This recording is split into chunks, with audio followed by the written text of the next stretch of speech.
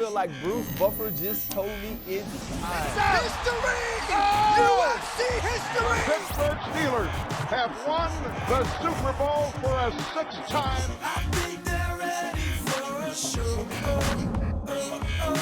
Why you late, bro? You have to be professional. We are now joined by the greatest. DC, you broke my heart. DC always hates on you on this show. So now, Ryan, after you and I punch each other in the face, we gonna sit back down and play chess. To be with one of the greats, talking about a great sport, you can't beat that.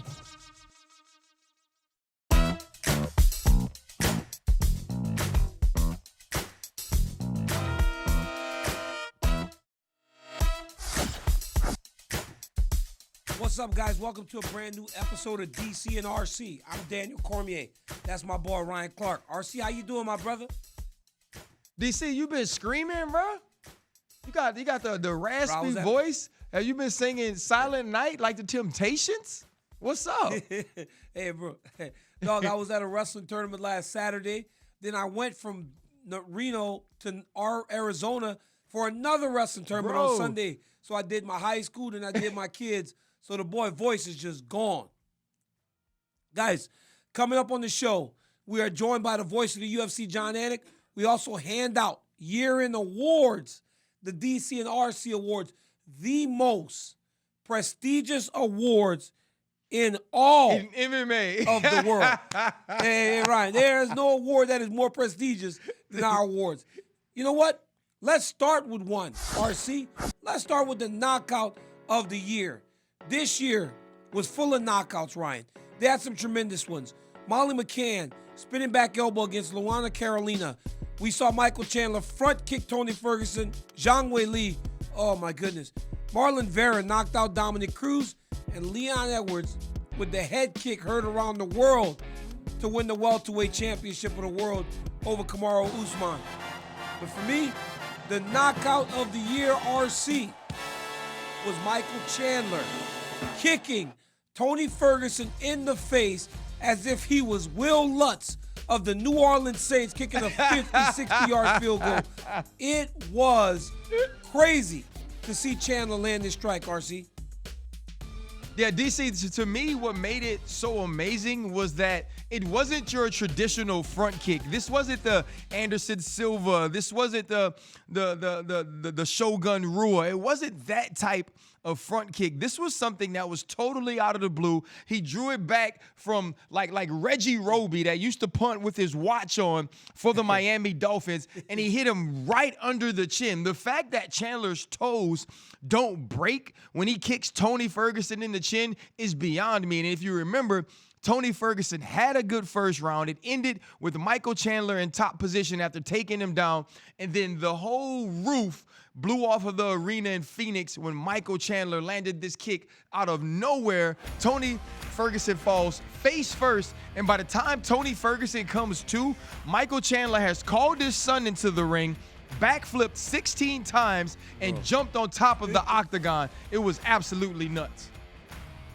RC, it was nuts to be in the arena, but RC, for me, it was the fact that it's not something you can plan, right? It's something that you just kind of throw out there, seeing what happens, try to threaten them and scare them a little bit, but then it lands, and then Tony's face like almost melts like an ice cream cone on a hot summer day in Louisiana. Bro, the way that meme of his face, like it showed the impact of the kick landing. Bruh. And as they have ran that clip twice, you see it almost like melted his entire face. It went up from, so melting is like the wrong term because it actually pushed everything up to make his face look like it did. It was crazy to see Chandler get that knockout. And once again, that knockout, RC, put him into another big fight as he fought Dustin Poirier in Madison Square Garden. So not only did he win by knockout of the year, it also earned him another big opportunity. So congratulations to Michael Chandler, the winner of the DC and RC Award for the knockout of the year. So DC, RC, and MC, yo, we keep it in the family, right? Hey, one more time. Listen, and the great thing about mixed martial arts and the UFC is that it's not just about strikes. You can also be submitted. And this brings us to our next category, which is submission of the year. And we have some great nominees for this and some opportunities to give some people their shine, whether it's Paul Craig with his triangle choke, Jessica Andrade with the arm triangle on Amanda Lemos, Charles Oliveira rear naked choke, Yuri Prochazka finishes and wins the title over Glover Teixeira. And also we saw Zhang Wei Li with her real naked choke and her second nomination here for Carla Esparza. And my winner is Jessica Andrade and her arm triangle of over Lemos. For me, DC, what was so crazy about it was being a novice and being a fan. I just didn't think that it was going to be enough leverage, that it was going to be enough power for Jessica Andrade to get her out in that position. And the way that fight was going, the way that she dominated over Amanda Lemos, who we know is a vicious striker, was absolutely crazy to me. For her to have the understanding, the skill, the technique, but also the strength to submit her in that way, that's why it's my pick of the year. I agree with you. I agree with you 100%, RC, because the reality is this. Amanda Lemos is one of the best strawweights in the world. And she has shown that since losing that fight to Jessica Andrade. But it also showed you that Jessica Andrade coming back down is so physically gifted. We have seen her throw people on their head time and time again. Heck, when she won the championship. She knocked out Rose Namajunas on her head to win the belt. like that. Yes. Yeah. So it's like she's so strong that when she got Amanda Lemos in the standing arm triangle, I was like, "What? Wait. It's over. It's over." Because to generate that type of power from standing it's unheard of. And to watch something, for as good as those other submissions were, it wasn't like that. That is one of those times where you're surprised, but then you realize who she is and why she was able to do what she did.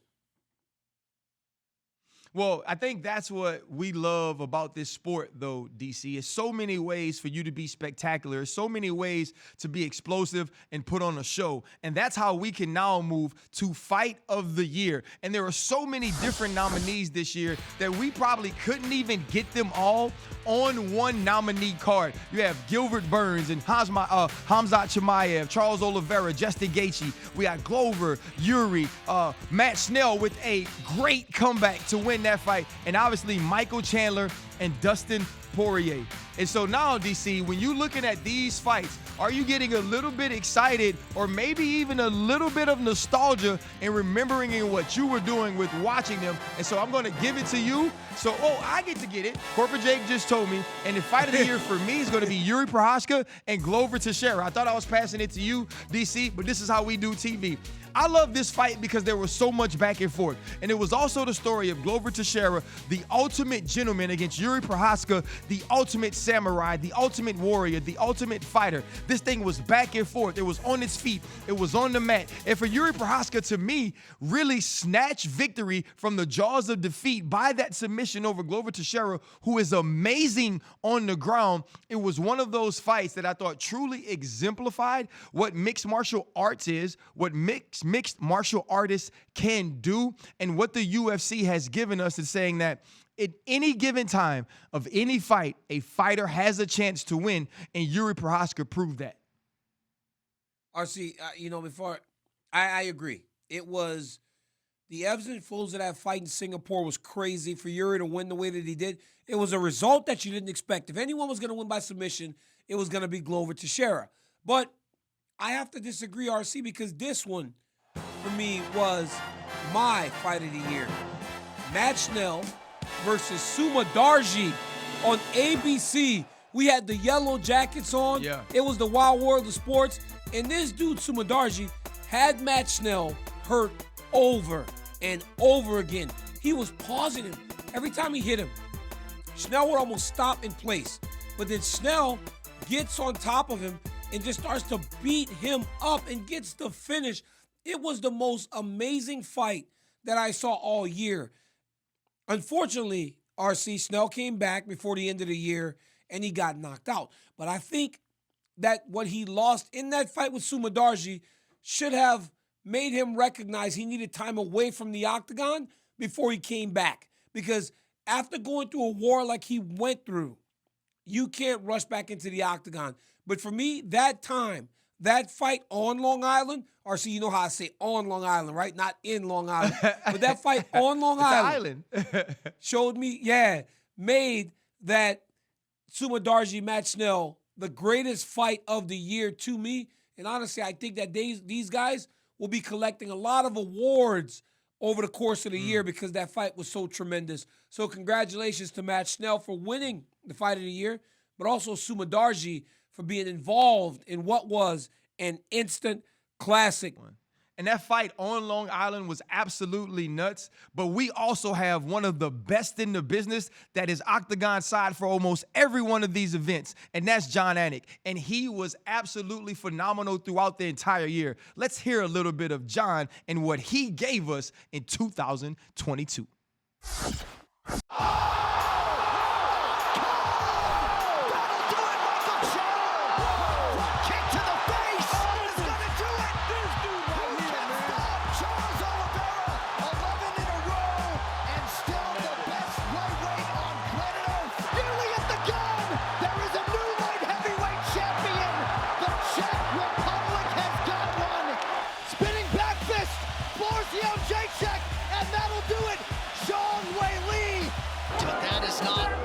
From which he is cut. I mean, that is a degenerate.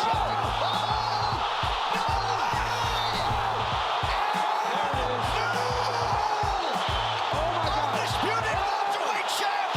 The belt's headed to the UK. Islam Makhachev submits Charles Oliveira to win the title. The belt en route to Dagestan. Pineda trying to climb. That'll do it.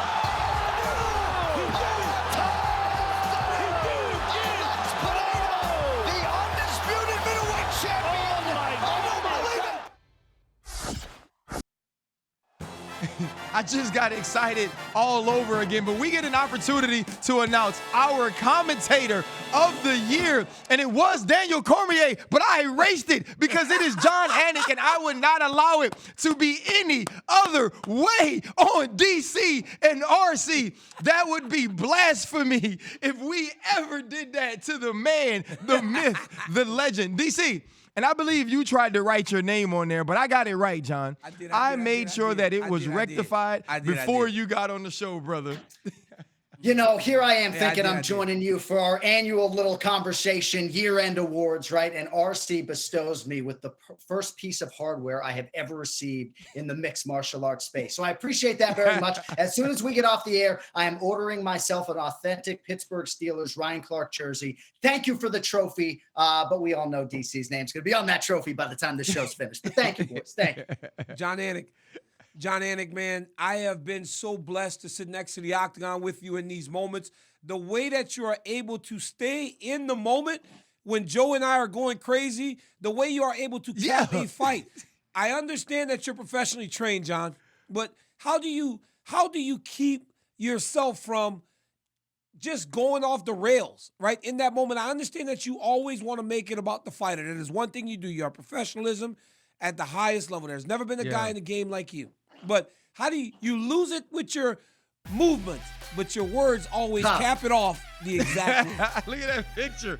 Well, thank you, champ. I mean, you know how much love I have for you. Obviously, you and I have talked off the air about providing the historical soundtrack for these moments. And when Jan Blachowicz and some of these champions go back and show those seminal moments to their kids, you want the soundtrack to be something more than maybe just a little soundbite that's, oh, or it's all over, right? You want it to maybe have some context. So that's sort of my focus in those moments. But you just saw, right? Even the Leon Edwards knockout of Kamaru Usman, right? I'm looking at you, DC, right? I'm almost conversationally saying, yeah, but that's not the cloth from which he's cut. I almost missed the knockout. So, you know, I was better to be lucky than good in a lot of situations, but no, I mean, obviously I take my job very seriously, perhaps too seriously. Like I got notes for DC and RC today, just in case, you know, I don't know. I feel like I'm very fortunate to sit in that seat, but as you know, we work for a very demanding boss, and capstoning these championship moments is probably the most serious part of the job. So. You know, John, you mentioned the Kamaru Usman, Leon Edwards fight, and you kind of looking to the right and talking to the boys, and then all of a sudden seeing their reaction and understanding what is happening in that moment. There was complete shock and awe on everyone's faces in the entire arena. But for you, what's the one moment that sticks out the most that you said is the moment from 2022 that I'll remember forever? All right, so I have to give honorable mention, and DC's going to hate that I'm doing this, but to Carla Esparza and Rose Namajunas for arguably the worst championship fight in UFC history. Like, leading into that, bro, just hear me out. Leading into that fight was Michael Chandler knocking out Tony Ferguson. And then we're charged with calling that fight over 25 minutes. So if you really want to know, my shock and awe moment was probably that one. But it's got to be either Leon Edwards or, I mean, certainly Islam Makhachev in totality. I think this was like the crowning. So I will never think about 2022 without him. But what Leon Edwards did, it's as much about what Leon did and what Kamaru Usman failed to do in that moment in terms of the history chasing and all the records that went away when it comes to Anderson Silva. And now we hear that Kamaru Usman's knees aren't doing too well. He's having a hard time walking downstairs as he tries to sort of right this wrong and get back to this rematch. I mean, they announced the March 18th show, but we haven't heard that this fight is going to be the headliner. So this moment to me is one of the biggest singular wins in mixed martial arts history, certainly a signature win for Leon Edwards. But you can argue this is the biggest singular win in MMA history because of what Kamaru Usman was chasing. So for me, that was the shock and awe moment. And I kind of missed it, as you saw just moments ago. John, you know, you're talking about Leon Edwards making history and winning one of the toughest and accomplishing something so daunting. This year to me felt like the year of the underdog. Did it feel like to you that these guys that we never expected, or the guys that clawed and scratched their ways to the top, finally got their roses? Because we had Leon Edwards, Alex Pereira obviously did it very quickly. Even Carla winning the belt back from Rose Namajunas being so underappreciated over time. Is that what this year felt like for you? Where when we go into these title fights more than ever, you're like, the challenger has a chance.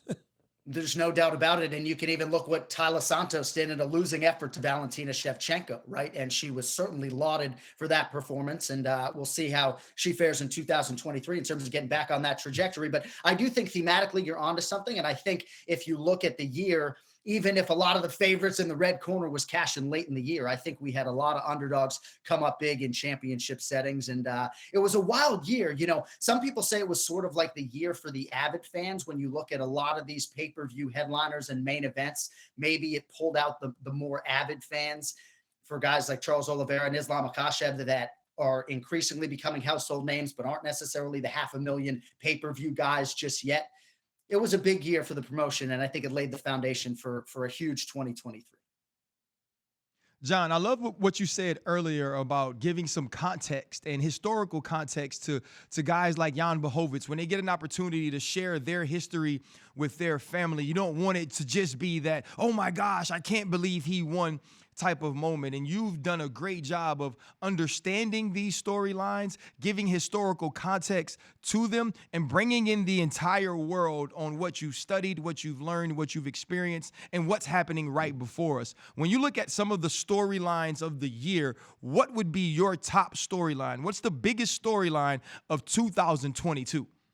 You know, it's almost harder when you do your homework, right? Because Alex Pereira has that 3-0 that not a lot of these guys have, right? If you look at Islam Makhachev, 2-0, how does that stack up? Because some of these award categories can sort of dovetail together when you talk about fighter of the year or biggest storyline. I mean, again, I think most people, if they have a decade removed, they're going to say that Leon Edwards was the story of 2022 and not Alex Pereira. But as I sit here right now, the crowning of Alex Pereira, and if you know the depth of this story, you know that even though there are financial gains to be had, Alex Pereira set out on this pursuit because he wanted to beat Adesanya in an MMA setting. That was the goal. Now, Izzy was the undisputed middleweight champion and one of the greatest middleweights of all time when Alex Pereira finally realized that fight.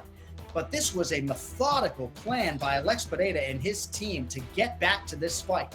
Obviously, they go 3-0 in 2022. I thought the Bruno Silva fight was great in terms of laying the foundation for what he could accomplish. Look what he's done to Sean Strickland and how that has gracefully aged in terms of Strickland not being put away by next in line, Jared Cannonier most recently. Right, so yeah, exactly. So to me, Alex Pineda for sure. And then an honorable mention to DC's guy, Islam Makhachev, because even though these Russians seemingly are immune to pressure, ice water in their veins, you still got to do it, right? And I'm not sure that any non-champion has had as much pressure in UFC history to become a champion as Islam Makhachev. And you know what? He did it with flying colors and beat a guy in Charles Oliveira that nobody could beat for half a decade. So Islam's got to be mentioned in any sort of long-term 2022 conversation. John, I'm so happy that you said that because that's going to be my storyline. Don't do this. And I knew Ryan would be like, oh, here we go, right? He always does this. I can't say anything John, about Makhachev. as you were saying it, John, as you were saying it, I wanted to go take back all my tweets about how great you were. Right? I wanted every time I sat at my house and I tweeted out, oh my goodness, John's absolutely amazing. Now I'm going to tweet out as this show airs and be like, you know what, guys? I may have overstepped a little bit when I talked about how great Jon Anik was. I was a little wrong. Hey, RC, I just want you to know my family are diehard football fans, so rest assured that my mom appreciates the Ryan Clark support for her boys. So you can keep it coming, man. Absolutely. But so my story was Makhachev because, like you said, John, it was like the prince was finally crowned, right? It was like Simba becoming the king. Because when Khabib walked away, everybody figured at some point that belt would belong to Islam Makhachev. And after having an opportunity to not only win, but to win in the fashion that he did, it was amazing to watch as a friend, as a teammate, and also as someone that just loves the sport of mixed martial arts. The immense pressure that this kid has been under for so long was finally relieved, and he realized, becoming the lightweight champion of the world and really looking like a guy that can bring stability and be atop that division for a really long time.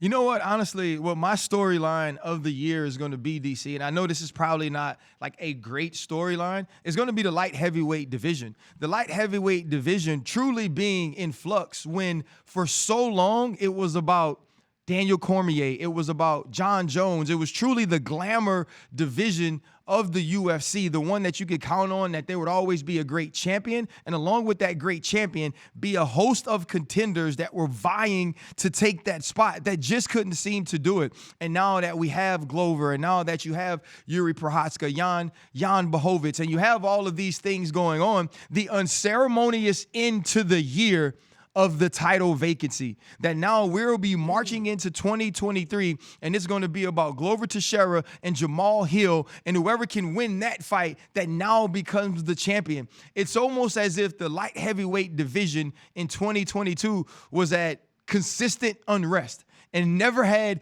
any peace, never had anybody atop of the mountain that we believed in. And to me, that's one of the largest stories when I could always felt like looking at that division, I knew who the guy was, I knew who the people were chasing them, and it was always going to be a battle for that spot. That was the crazy thing to me. And like, John, you guys unfortunately are like the envy of my life. Right, I get an opportunity in the off season. I get to go to like International Fight Week. I get to catch a couple of other events, but you are always Octagon side for some of the biggest fights in mixed martial arts history. This year, you were in some amazing stadiums, amazing arenas. What was the best crowd of the year for you? So as a viewer, and this is not my response before everybody in the back starts rolling B-roll, right? I was not in Paris, France, but certainly to me, watching from afar, that crowd for Ciryl Gane and Tai Tuivasa, UFC history first show in France, seemed to be absolutely electric.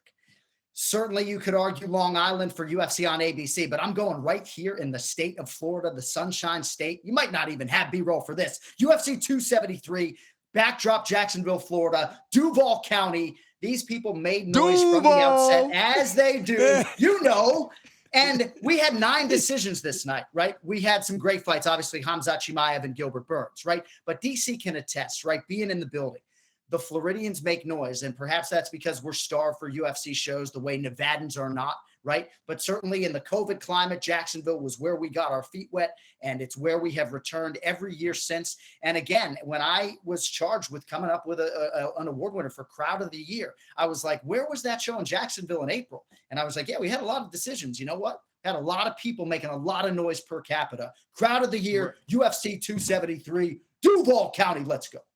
DC, I you see love what I'm it. saying? Fresh You see off what of I'm saying, a win RC? against the Cowboys. Yeah, RC, you see what he do, RC? Yeah, you too. But see what he do, RC? Jacksonville as a backdrop, Duval County. You see, he always kind of set the stage. But listen, RC, he does that when we're just talking. In real life, he does that same type of thing, right? So it's like, I'm just kind of He's always on TV. All right. He draws me into the conversation. I absolutely love it. But, John, I can't believe we missed this one. Columbus, Ohio, my brother. Columbus, Ohio was crazy.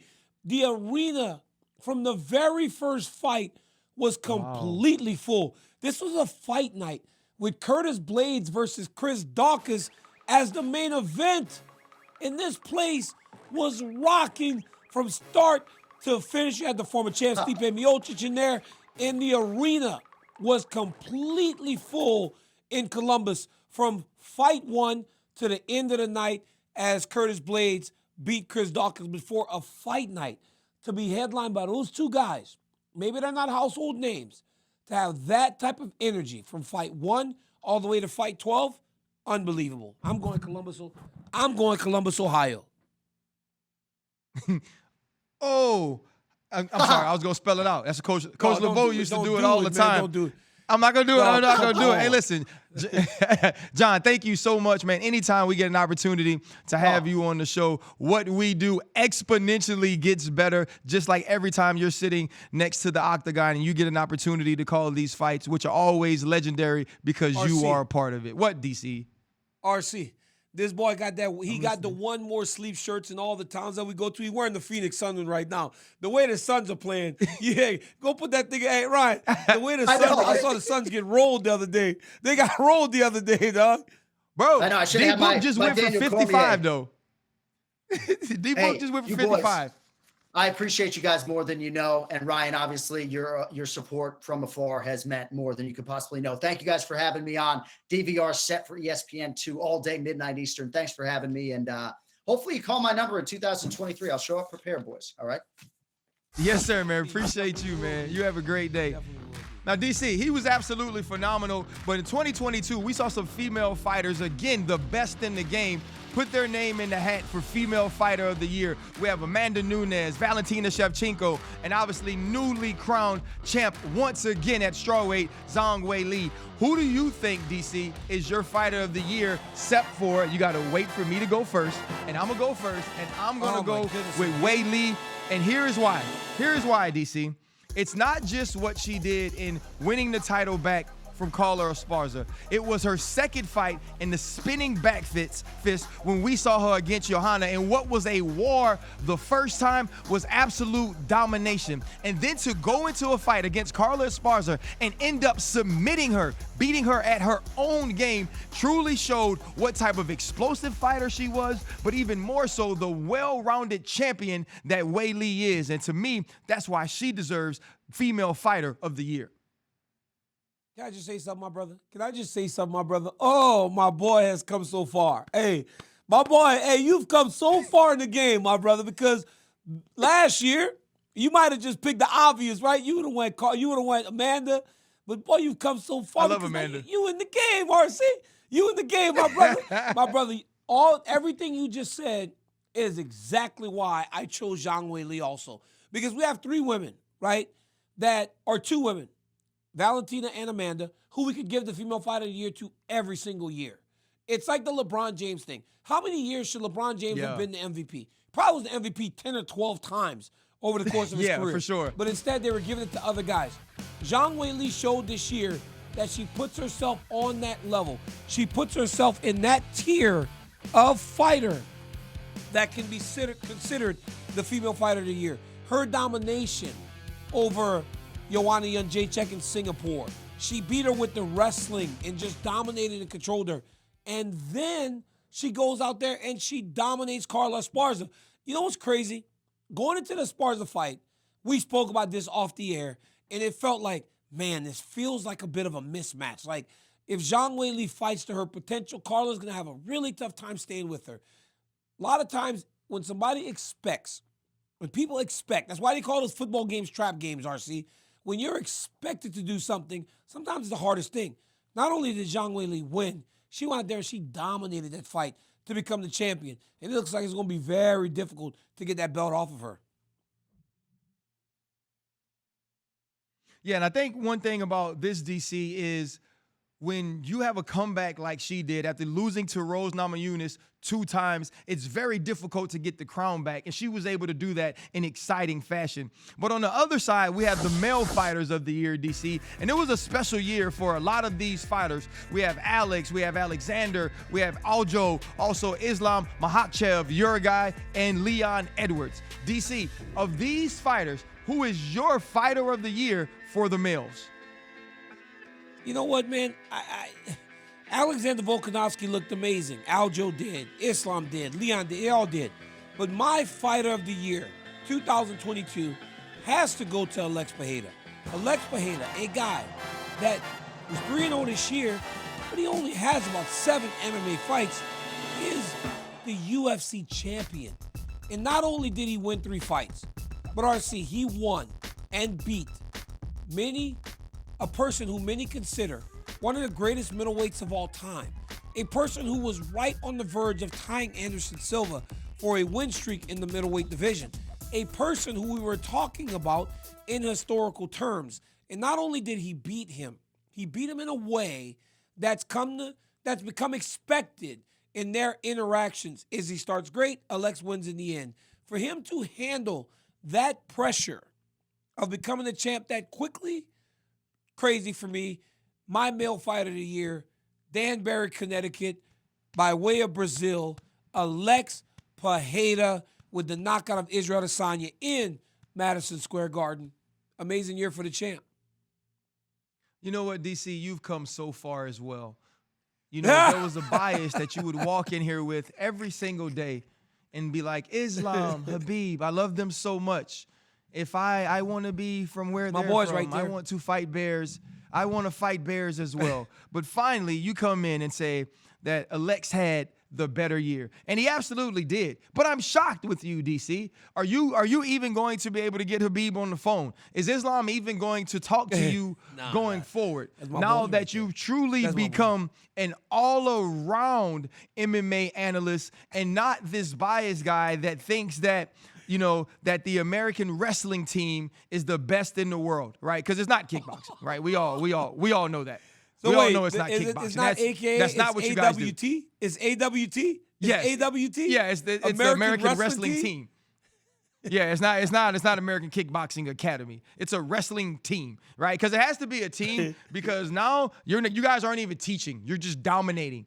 You're just getting people to the ground and absolutely suffocating them. But I will say this though, man, when you look at the year that Alex had, or Alex as he's called, or as his name is pronounced, it was absolutely phenomenal. And I'm a huge Izzy fan. Everybody knows it. I don't hide it. For 4 rounds, I was the happiest man in the world because I thought like he finally avenged his kickboxing losses to Alex Pereira, and he did not. And he finished strong. He was told he had to go out and get a knockout. He did just that. He fought a guy in Sean Strickland that's hard to even knock down, much less put him away. And he did it without any contest, without it being any competition. It was truly an amazing year for a man that has not been a part of this sport for a very long time. And to be on the top of the middleweight world is absolutely a phenomenal accomplishment. And that's why he's the male fighter of the year for me as well. RC, I grabbed this dude a couple weeks in Vegas. We had an appearance from Monster. This dude is strong, bro. But this dude can't do nothing else. We was playing golf. He can't hit a golf ball. He can't kick a soccer ball. But if he got to fight, dude can absolutely fight. He's so strong, and he's such a sweetheart of a guy. A tremendous guy, tremendous champion. Congratulations to Alex Pereira on becoming the UFC middleweight champion, and more importantly, winning the DC and RC for Male Fighter of the Year award. RC, you know what it is, though. Year in, we got to step fly. Let's talk about the flyest outfits of the year, according to my boy Ryan Clark. Listen, we got to start out with Charles Oliveira. When Charles Oliveira walked into that arena, DC, in that red suit, I felt like I was back in Lafayette at ULL for the Greek weekend. He looked like a big-time nuke right here. Look at the glasses, DC. Look how it's fitting. It's everything so clean. And then he came with the white or the cream pinstripe joint. And then he got the neck open on it, right? So it's not all tight around his neck. Charlie He's Olive. all cool and all chill, man. I just love what this is doing. But I have another award for the most fly of 2022. I got the You Tried Real Hard award, and that goes to Kamaru Usman. Now, I get it, Kamaru. I saw you. I got to watch you in Wakanda forever. I saw you with your big chest out, and you had your little joint on your head, but you tried too hard for me. Put a shirt on, man. Why we got the shorts on? And then you got all the chains around your neck, Kamaru. That weighs you down, brother. That doesn't allow us to see the flowers and the red on your short jacket that you have on here that doesn't reach your waist. Now, Kamaru, can I beat you in a fight? Hell no. But can I beat you in a dress-off? Absolutely, and so did Charles Oliveira. Hey, watch your tone, Jabari. You know what Kamaru said? Watch your tone, Jabari. Watch your tone, Jabari. Watch your tone, Jabari. And I was like, yeah, that's my boy dog right had lines. there. But Ryan Clark, he did. He was talking. I couldn't believe they let him talk in the movie. But RC, I got to give my award for Step and Fly because you fancy yourself a fashionista. So I went and looked at some of your looks through the year, your best looks. Okay. Here we go right here. Here's my number 3. Ooh. Oh, we got that. We got that aqua color. Hey, dog, this one here, beautiful color. Look like you play for the Dolphins. Walk up in there with a nice blue tie with the pinstripe shirt underneath. That was week 1. Okay. That was week 1. Hey, I messed with this one, Ryan Clark. I messed with this one, but it gets better. Look at the blue. That's more of a classic look. I enjoy more of a classic look. That was a nice one. And it looks like you're in a beautiful Manhattan hotel somewhere where rich people stay, the way that you're dressed right there. But let's go to number 1. My favorite look of the entire year. Oh, look at the crimson. Look at I like color, that RC, with DC. With the black. With the black shirt. And then, hey, RC, but listen, they don't really pay attention to That's the the Gucci detail. tie, Look at the too, pinstripes DC. in the suit. That's though. the Gucci tie, look, DC. But RC, look at the pinstripes in the suit, though, RC. I mean, there's a little bit of pattern in there. RC, Step and Fly. Guys, we ain't giving RC Step and Fly just because he think he can dress. We give RC Step and Fly because the man puts together some pretty good outfits. But then here's my question. Who wore it best? I mean, who wore it best? Charlie Olive? Hey, Charlie Olive? Or did my boy Ryan Clark wear? But that's why you like the suit so much, because y'all pretty much wore the same exact suit. But RC, I forgot about this, DC. I forgot I wore that suit. Charlie might have me with you the had tie. the same suit. That's the tie. The tie made the difference for me. That's the only thing. But I like the pink shirt under the suit. I like the pink shirt. But Charlie Olive got the white shirt underneath with the black tie, with the red glasses, RC. And then with the yellow hair, I'm going Charlie Olive on this one. I'll take it. You know what I mean? I'll take a loss to the former champ. But just know, DC, I'm coming back again in 2023 even better than I did 2022, man. RC, Let's tap in and tap out, RC, you was clean this year, RC. I was clean, though. You was clean this year, RC. You know I was clean. I was clean. Let's go. 2022 had a ton of great moments in the UFC, but it is hard to find one that topped our own DC being inducted into the Hall of Fame. RC, tap in or tap out. DC's moment was the best of 2022. I tap in, and I tap in over and over and over again. My entire family got to be in the building that night when that was announced. Glenn just kept telling me, stay right here, stay right here. And even with Glenn letting me know there was a huge moment on the horizon, I could not have imagined that it would be any bigger than DC getting into the Hall of Fame. It was truly a blessing and an honor to be there for his moment that was well-deserved and well-earned. Yeah, that was great for me, man. I broke down. I broke down because I knew how much it meant, right?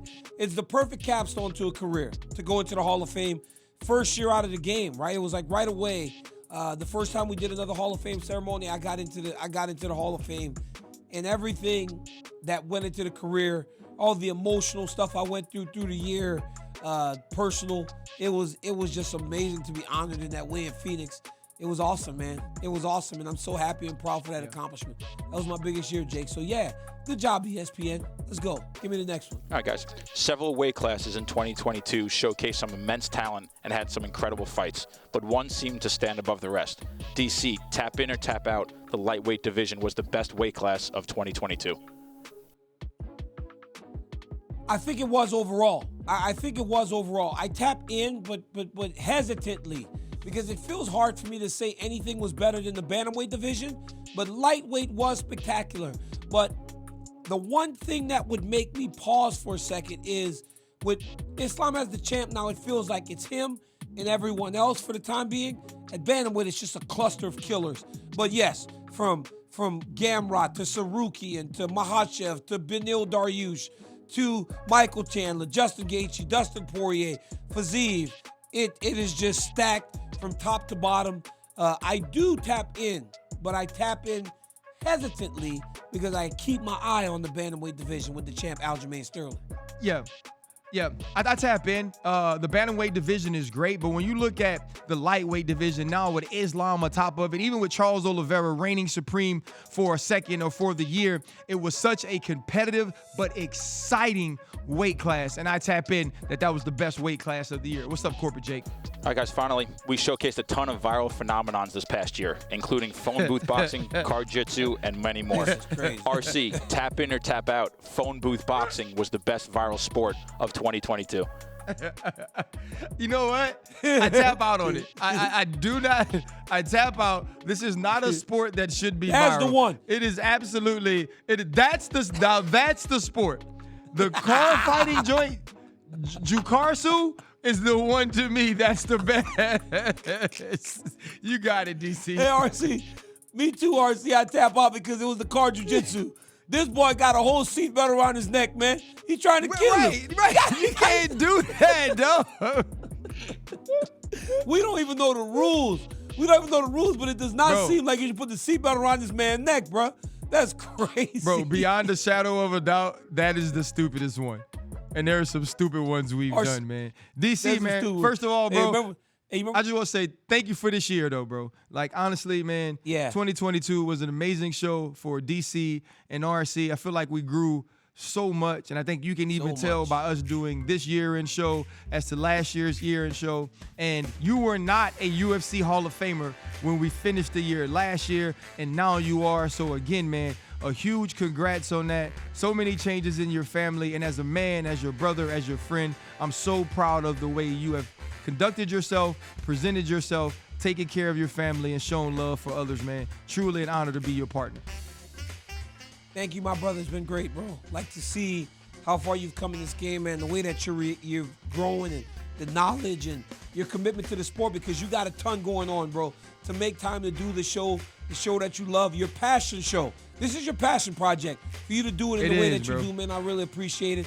Also, dog, that jacket, pretty nice right now. Guys, catch us every Tuesday, ESPN, YouTube, ESPN2. We're going to be gone for a while, though. We're on schedule with the UFC, so we ain't going to be back till the second week of January. So rest, and you'll miss us. But happy holidays, everybody. Merry Christmas.